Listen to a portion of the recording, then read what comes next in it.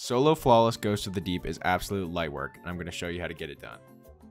First of all, I played on Solar Warlock using Heat Rises and Touch of Flames as my aspects, along with Ember of Empyrean, Ashes, Singeing, and Resolve for my fragments. I also used Phoenix Dive and just Solar Grenades and Incinerator Snap for my abilities. And obviously well. Now the reason I used these was basically to keep Restoration ×2 the whole time while I was fighting ads.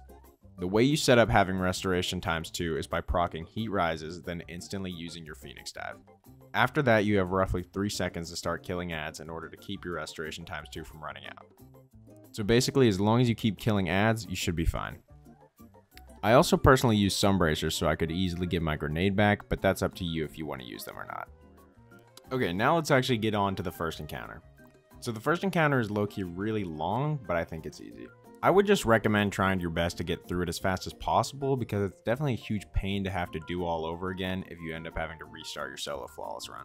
But other than that, you can really use any good ad clearing guns you want. I personally just used like a totally random auto rifle and it was alright. It was pretty okay. But overall, the encounter just isn't too bad at all. Moving on to the jumping section after the first encounter, I would really just say play it cautious, especially during the underwater sections.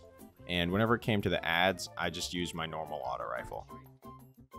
Alright, so the second encounter can be a little hectic at first, but due to the restoration build, it's mostly pretty easy to survive the enemies in the encounter. So first of all, I used this map to help me figure out where the hell I was going when I was depositing my symbols, because I really didn't know it all. Then weapon-wise, I definitely recommend using Arbalest in order to quickly break the boss's shield once DPS starts.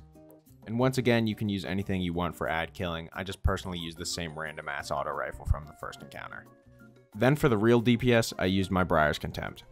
It was definitely not the best DPS weapon I could have used, and I struggled a little bit, but it seemed to work fine for me.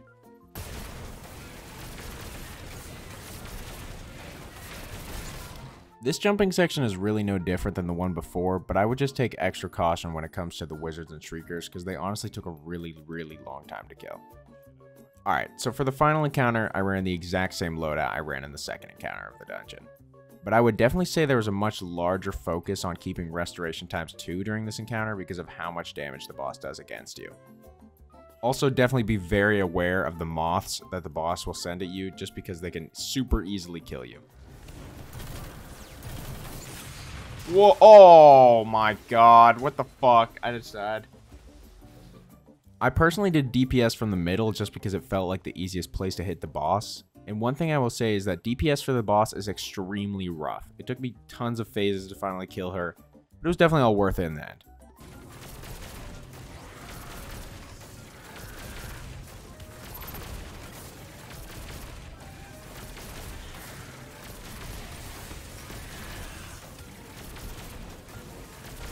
There we go. Hit him with that. Hit him with that finish. Yes, sir. Yes, sir. Solo flawless. Alrighty, well, that's it. I generally feel like this is one of the easier solo flawless dungeons in the game, and honestly, I think anyone could do it no matter what guns they are using. If you felt like this guide was useful, make sure you like and subscribe to see more videos, and definitely check out my Twitch link in the description where I stream all my videos live.